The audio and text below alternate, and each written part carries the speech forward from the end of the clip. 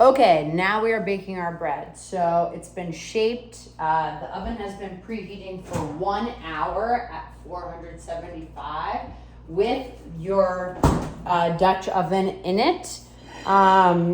Here is my dough. It has been in the refrigerator now for about an hour. So if you like tangy sourdough, I'd like it a little bit tangier. You want to keep it in the refrigerator for longer. So even up to 4 hours.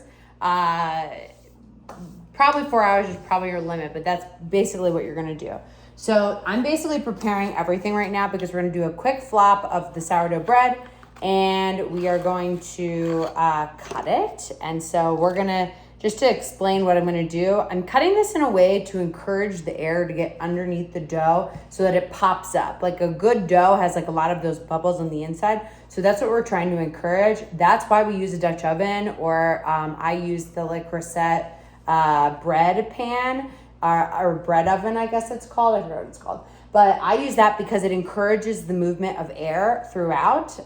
We're gonna first cook it with the lid on, and then we're gonna take it off to get the brown on the outside. But the first part is to cook it. Second part is to brown it on the outside and get that nice crust. So we're gonna do that. I'm gonna try to figure out how to show the video all of this. Let's see, I usually set it on here. So we're setting this on a pack of tortillas, which is hilarious. Maybe I'll make a tortilla making video at some point. Okay, so let's see. I'm not professional video maker here, so we're gonna kind of see what we can do. That's probably not the right way to do it. All right, we're gonna do it this other way. Okay, please speed through this section. All right, so, oh boy, this is impossible. How do people do this stuff? Okay, so I'm gonna try to allow this to help you watch what I do here. Okay, this is not working. I don't know how to make that, Is that good enough? It's gonna have to be. All right. So I'm getting my bread pan out of the oven,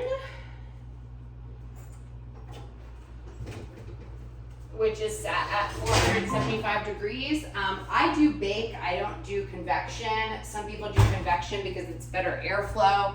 I like bake because I feel like it's more consistent and more dependable.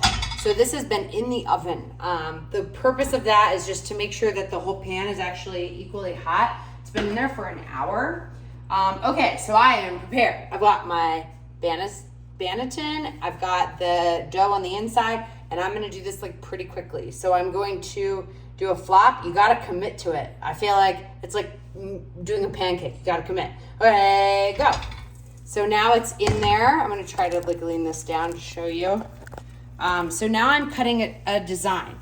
The simplest design to do is a square. The square is going to be the most consistent. So when you're just starting, I would do just a square. It just makes it looks great. It looks really puffy and it's really good for airflow. I do like a J a lot of times because my name's Jen.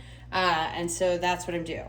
So now I'm gonna put the cover on it. That's all I'm doing. And you can see how it's actually cut. I had a lot of problems in the beginning. Like I tried to do it really light, but you actually want it cut.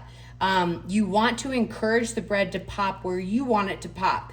That's the big key here. You don't want to because it's gonna pop somewhere, but this way it encourages it to lift. So that's really what I'm doing. Hope you guys can see that.